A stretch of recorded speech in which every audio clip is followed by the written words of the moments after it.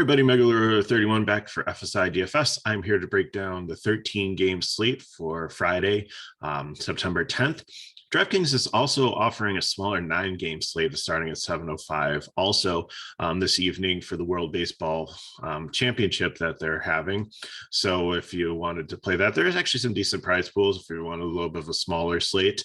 That's also an option for you, and most of the information that I'll talk about today will apply to that. Also, if you like the smaller slates and want to play, and maybe you can't compete for the same prizes that they're giving out there, but it's the same format. So if you wanted to see how your lineups would have stacked up against theirs, then here's your chance to do it. So I'm going to quickly try to blow through these games. There's a lot of them. And then at the end, we will go over lineup construction and my favorite pitchers and stacks. And I will cover a little bit of FanDuel tonight too, just because there's just such a difference in pricing in some of the teams and the way they stack up. So anyways, let's get started. First game would be Toronto and Baltimore. Robbie Ray, 10-7. He is very expensive on DraftKings and FanDuel, but I think he's the number one pitcher tonight if you can afford him with the bats that you might want up against Baltimore. And there are some avenues to get him into your cash games if you so choose. Baltimore has Chris Ellis. I think, he's a fade for me. Toronto is a stack. I think it would be my fourth favorite. There's three stacks I like above them. It's a good hitting situation. Ellis isn't a horrible pitcher, but he's not a great pitcher. It's a good hitting situation, but these bats are expensive. Springer is banged up. I don't know if he will play, so maybe that'll make it a little bit cheaper, but you're looking at to try to get Ray and the Blue Jays in. It's very hard to get a full stack without punting a lot. So, but we'll go over that at the end. Baltimore, I think, they make a leverage stack if Ray is going to be very popular. He is a lefty. They do have some right-handed power. So if you wanted to go with Mountcastle, Hayes, Mancini, Severino, Santander, like a little 5-man stack there, no issues with that at all. Colorado Rockies and the Philadelphia Phillies. German Marquez comes in at 6.8K. That is an amazing low price for him. He's been pitching very good, even in Coors Field. This is not in Coors Field, but he's priced like he's up against the Dodgers in Coors Field or something like that. So I'm going to take advantage of it, and I think he's going to be one of my favorite SP2s tonight. I've been playing him a lot recently and had some good success. Bailey Falter on the other side. It looks like a bullpen game. They match up pretty well against Colorado, so I'm not really going to be touching that. If you want a leverage stack, you can take Phillies bats, but I'm not taking Colorado bats at all. But I do like Marquez tonight, especially looks like the wind's blowing in a little bit in Philadelphia. Nice weather there. Next, we have Michael Wacha, and it looks like he's going to be paired with Chris Archer. So it's going to be like a piggyback, not an opener situation, but they're going to both kind of split the start just to get Archer some innings coming back from injury, trying to get him more stretched out. Wacha will start there. So not interested in either one of these situations. They're both AK, not going to go deep enough, even though it's a decent matchup against Detroit. Just stay away from it. Fade both of them. Matt Boyd on the other side is pretty risky. He's a young pitcher. Probably not going to let him go very far either. But I think Tampa Bay is going to be the top stack for bats tonight against a left-handed pitcher and a horrible Detroit bullpen. Sign me up for all the righties here. And especially a lot of you have some cheap ones too here with Margot if he's leading off, and Lupo. They just make some really nice, especially on FanDuel. They're almost minimum price to put in there in your lineup. So they are definitely in a great situation there. And they have 5.43 total. Detroit on the other side, I think they make a cheap stack here, especially Badu if you're just taking a one-off. But Wacha, you can take some of the righties there because he is kind of a reverse switch pitcher. So they have a 4 total. So I think it's more of a GPP thing. If you're looking for cheap bats to spread in, we're going to talk about some other teams that work much better there. But if you want to just throw a cheap stack in a GPP and take some one-off studs, or you're trying to pay up for 2 pitchers tonight, Detroit definitely works there. We have the Subway Series, which is appropriate, coming up on 9/11, New York and Yankees and New York Mets. It's going to be in the Mets Stadium. So it looks like we have Jordan Montgomery. I've seen it's Walker or McGill. I think MajorLeagueBaseball.com has McGill, so I'm going to go with him. Both pitchers, like I'm out on. Montgomery struggled recently. 9.4 is too high of a price for him. Maybe McGill, but then again, the Yankees, they have been quiet, but they can hit. It's a better ballpark here than in Yankee Stadium for him to pitch. So, I think he's viable, but there's so many other options that I consider above him tonight. Bat wise, I don't know. I guess the Yankees would be a decent GPP stack. Maybe the Mets could be a cheaper stack. They're not too expensive. They've been hitting better, but I think, the Yankees would scrape into my GPP stack and come in 8th. I think the Mets would be like 9th or 10th. So, so many other better situations tonight to go after. Next up, we have Milwaukee and Cleveland. We have Adrian Hauser and Eli Morgan. Hauser had a really good start last time, but I think it was definitely an outlier. He's the one that was up against Kim, and I picked the wrong one in a GPP, and I would have actually, the GPP, the bats actually smashed that night, and Kim had -7 points and still ended up in like the top 10 of most GPPs. Had I picked Hauser over him, I believe those were the two that were facing off, then that would have sealed the deal right there. It would have been like a 40-some point swing. Anyways, that was an outlier. I do not see it happening again against Cleveland. I think people are going to chase him, but at price tag is 7.9. There's some lower price ones. I'd rather take Marquez. I'd rather pay up a little bit. He's kind of in no man's land. If you want to take a dart, but Cleveland, I know they only have Rosario, Ramirez, and Reyes there. They're not a great hitting team. There are some strikeouts down at the bottom of the lineup, so I think he's viable, but he's definitely not one of my favorite ones. So he's in play, but I think buyer beware there. Eli Morgan on the other side, I'm not very interested in. I think Milwaukee's in a great situation here, and for some reason, they're priced like they're up against like DeGrom or Scherzer or something. This pricing is insane. The highest price guy on the team is Escobar at 4K. Are you kidding me? Like Wong, 3.4, Yelich, 3.9. I know he struggled this season, but 3.9 for Yelich with the potential there. That's a great price. Garcia, 3.3, Navarez, 3.5, Vogelbach, who could be back in the lineup, lefty righty matchup. He has crushed lefties, especially when he was in Seattle. He's only 2K. Tellus, only 2K. There are so many cheap bats here. Here's where you're going to fill in if you're trying to play Toronto or you're trying to play these stacks, if you're trying to get Ray in there. Milwaukee on DK, lock him into all the other spots that you filled after you get the rest of your lineup, and I think you'll have a successful night.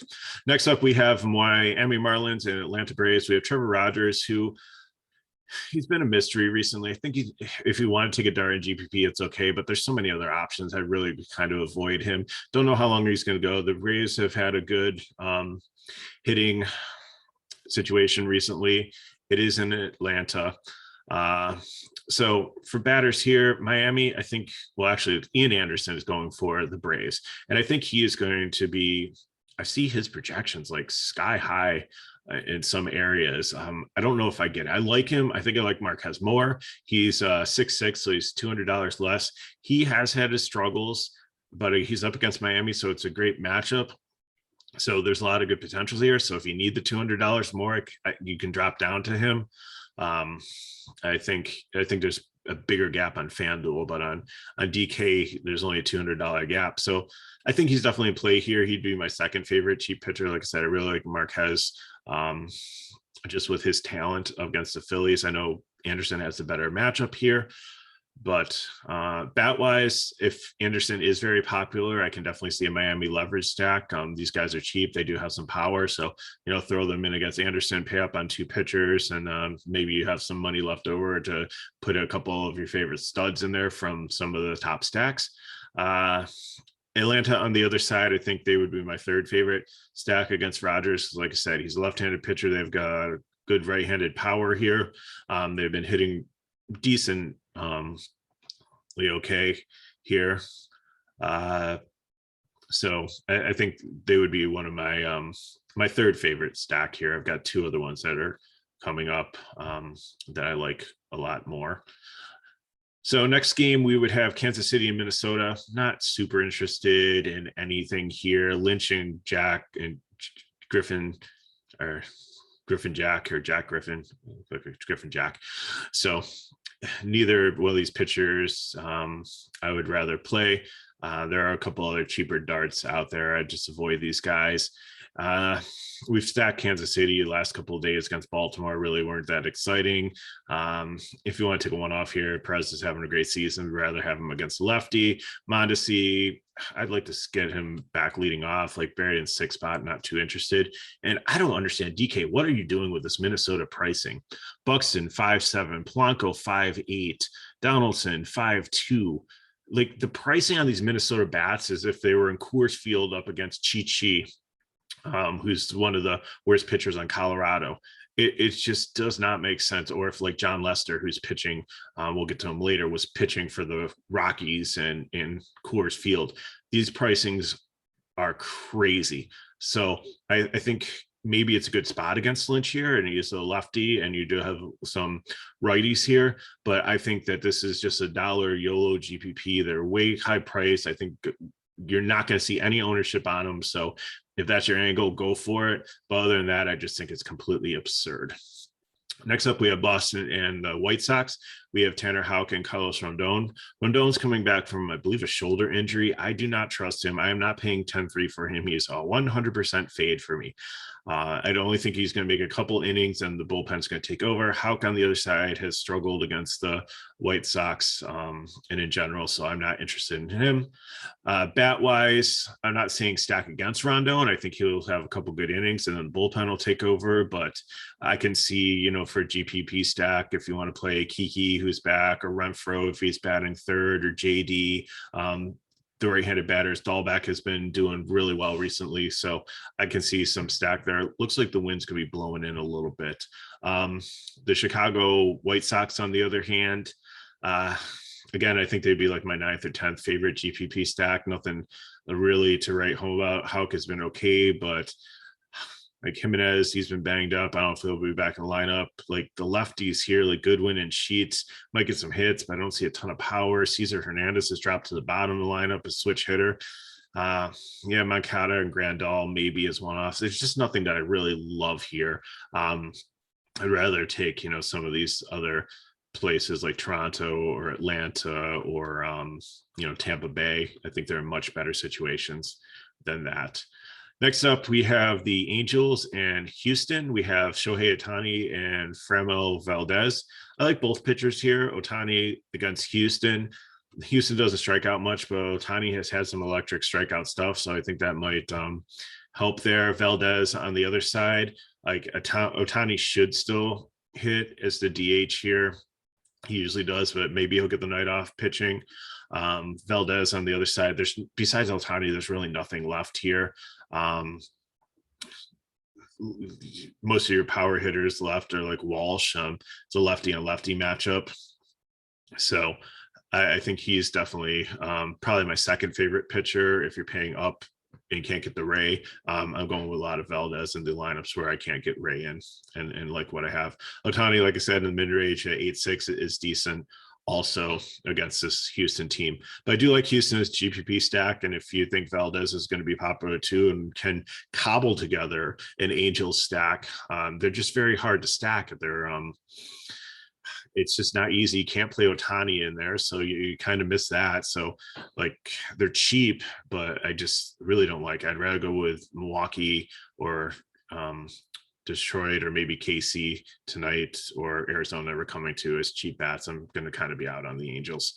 Next up, we have a real game that I really like here. We have Cincinnati and St. Louis. We have Tyler Mahle against John Lester. John Lester is 100% fade. I'm going to be stacking against him. Cincinnati is one of my favorite stacks tonight, as you can see by the cover of the video, especially the righties here. And Mahle on the other side is going to be I think he's third favorite pitcher here. Ray and Valdez are like above him. You save a little bit more on Valdez going down. So he's not a huge strikeout guy. St. Louis can be a little tricky at times, but I think he's definitely in play here. But right-handed bats, I love India, Stevenson, Castellanos. He can play Votto, but I'd rather save the money. Suarez, Farmer, Aquino, DeShields. You might get a couple cheap 2K outfielders there to finish off your stack. St. Louis on the other side, not very interested in. Next team up, we have Texas and Oakland. Both these pitchers are young guys that have some potential, Glenn Otto and Blackburn. They're my other two darts. If you're not paying for Marquez or Anderson, you want to pay down a little bit. Like I said, I would prefer going with them over like Jax or Lynch. I know they're a little bit more money, but I think they're definitely in play. Wind's blowing out 6 miles per hour here, but Oakland's kind of more of a pitcher's park. You can take pieces off of either one of these teams, but the totals aren't that high. Oakland's a little bit high with 4.8 up against Otto, but I think he's going to be decent. The bullpen's not. So again, these guys aren't really a huge priority tonight with all the other hitting situations that I would prefer. But, you know, if you really like an Oakland stack or a Texas stack, then I'm not going to hate you for it. Next up, we have NL West battle. We have the Dodgers and the San Diego Padres. Musgrove and Urias, both decent pitchers. Musgrove, I think, is a little bit risky here. I'm kind of out on him. He, out of the high price pitchers over 9.5K, I think he'd be fourth, but definitely just a GPP. He has had some great starts this season, but he struggled a little bit against the Dodgers. So I don't think you really need to go there unless you're playing like a late night slate. Urias on the other side, San Diego has a lot of potential. They've cooled off a little bit recently. So I think, you know, he'd be my second favorite medium range pitcher. But Ohtani's definitely clearly somebody that I like much more than him, or I'd pay down for Marquez or Anderson. So I think you can play him, but San Diego has a 3.55 total. So they're giving Urias a lot of respect here. That might be something if you're betting, if it stays that low, to consider the over on the San Diego total, because I think that they can do a little bit more damage against them, especially being a lefty of like a lot of righty power and Tatis and Machado and Pham and Myers. So definitely something to look at there. Bat wise, I mean, you can play either one, but like with the pitchers being decent, like the Dodgers have a 4.45 total. So I think in a GPP, they'd be like 8th, 9th, or 10th, but I'd rather take some of the other ones that we've talked about over them. Definitely Arizona and Seattle are the final game. Bumgarner and Gonzalez, I don't think you need either one of these pitchers. They're in no man's land. It's better to play down for Marquez or Anderson, or just take Ohtani in like kind of the same range. Wouldn't take him here. I think Arizona makes for some cheap fill-in bats against Gonzalez. They've been decent recently and with their pricing, especially if like Andy Young is there at like 2K batting fifth with the splits advantage. He's got some power and I think a little bit of speed too. Maybe some one-offs from Seattle, nothing else really there. So let me just run down everything again. Ray, Valdez, Male would be the top pitchers. I know it's hard to get up the Rays, so Valdez is good if you can't get there. Musgrove in a GPP. For medium range, Ohtani, Urias, Hauser, but I said buyer beware. I think his last game was outlier. Rogers, but I think he's a young pitcher with a lot of good stuff, but I don't know how long they'll let him go. Marquez is my favorite SP2. Ian Anderson, I think, will have a lot of ownership too. I think people will take him over Marquez, maybe even on FanDuel as their SP1, because he's significantly cheaper than Marquez there. And Otto and Blackburn would be dots. I'm fading Ellis from Baltimore. I'm fading Montgomery from the Yankees. I'm fading the Walker Archer pairing there, and I'm fading Rondon coming back from injury because I'm pretty confident he's not going to go deep enough to pay off his salary. So my top stack on the night is going to be Tampa Bay, especially the right-handed batters there. Cincinnati righties against Leicester. I like Atlanta. I like Toronto. And then I think you could maybe throw the Dodgers in there as like the fifth one. GPP Houston, I think, is in a good situation there against Ohtani. But again, it's a GPP because Ohtani has been decent recently. Minnesota is in a great situation with low ownership against the Kansas City pitcher, but they're priced so high. Boston, New York, Yankees and Mets would be other GPP stacks, but I think you really need to hammer these cheap stacks. Like Milwaukee is so cheap. Like you could, if you put a 5-man in there, you can pay up for both pitchers. If not, I think if you take Tampa Bay, if you take Cincinnati, if you take Toronto, these guys can fill in. You've got a couple 2K guys that might start at catcher or first base there to throw out there. It definitely will help you out. Detroit, Kansas City, and Arizona are the ones to look at. And then if you were looking at leverage against popular pitchers, Baltimore, Philly, Miami, or the Angels would be where to go. Okay, let's do a little roster construction and then we'll get you out of there. Let me just switch over and bring up DK for you. 1 second.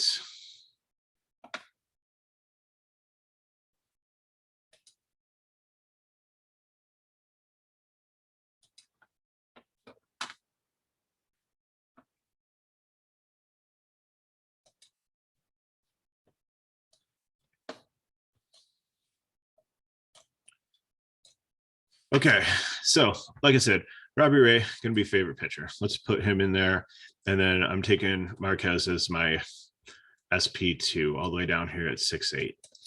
So I think the first stack that I'm looking at is definitely going to be the Reds, and the Reds are hard because there's so many choices of like where you want to go here. So like definitely give me Castellanos. Moustakas, I don't want lefty and lefty. Lester has been good against lefties. Votto, same thing. Stevenson, India, cover boy there. And then comes to Suarez or Farmer. I think I would take Suarez or actually Farmer. India I like because you can move him between second and third base. Farmer I like because you can move him between shortstop and second. So it will open up a different things there. And I think I'm going to throw Aquino in there as my last one. So here you have first base open, you have third base open, and you have outfield open. And you can definitely get in here some Milwaukee players. You're actually gonna have some money left over, so you can pay up at your SP2 if you don't like Marquez here, or because if you throw like Vogelbach here at like first base, or if Tellis is first base eligible also, let me just check that out. These guys are being like so ridiculously cheap today. Yeah, so both of these 2K guys, you can throw one of them in there, and that gives you like 5'8". So you can get 2 studs here, pay up for a pitcher, like whatever you want to do. You know, you can put like Vlad Guerrero in here and take like 2 Toronto guys. There's so many options. So that's a good build there. If I wanted to go with the Tampa Bay build, next up, with this one, I really would want to. Zunino is having such a great season against, and I know he's expensive for a catcher, but I think I would take him there.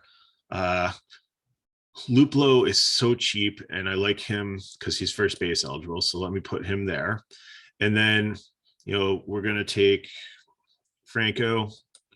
We're going to take Cruz.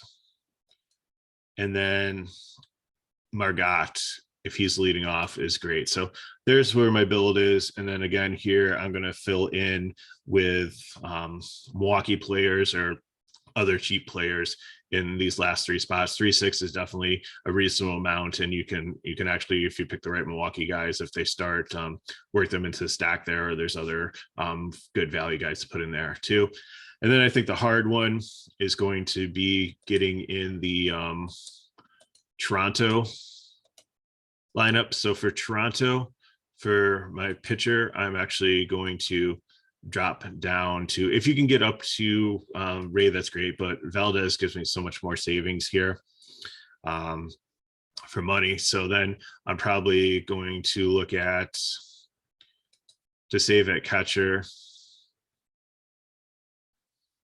give me Navarez, because I don't think Vogelbach is so he might not start. We'll have to see for Milwaukee, but you know, if he's in, I think he's a good shot there, or pay down even more. But who am I going to take? So I'm going to take Simeon.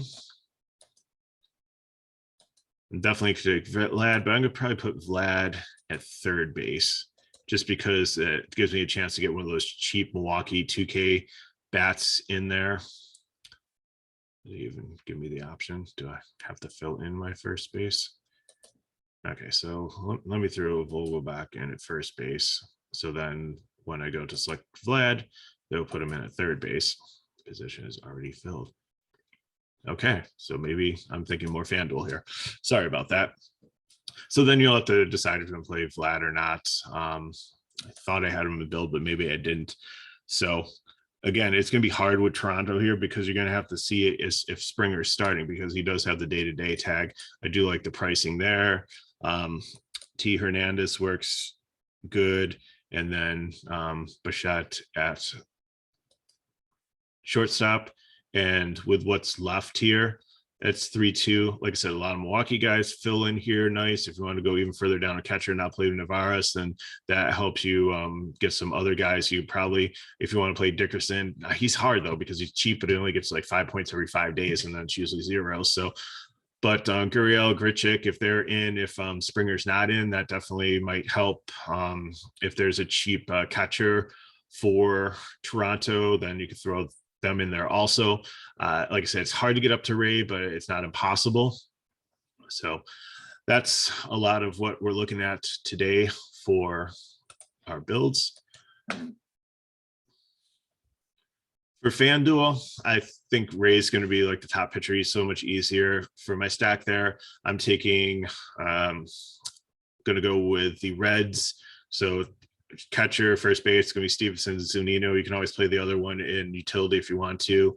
India, Castellanos, and then Margot and Luplo are almost like free from Tampa Bay, so throw those in there, and the rest is easy to fill out. For GPP, I think I'm going to drop down to Anderson and take that one. I can get up to Marquez, but I like the Anderson lineup a little bit better. And again, it's either Telos or Vogelbach from first base. Throw the other one in the utility if you want to, and then Semien, Vlad, Springer, T. Hernandez for your 4 Toronto bats. If Springer's not in, then you can go up to Bichette or take another outfielder there. So I think you have some options. And then, you know, an outfield, I'm looking at Garcia or Yelich for that final spot. So that's pretty much the breakdown for today. Lots of ways to go. Fun slate. Hopefully this helped you out. So if it did, give us a like, subscribe to our channel so you know when our videos are going to come out. Drop some comments below if you have any questions. We can maybe clarify some stuff for you. We appreciate you watching, and good luck tonight.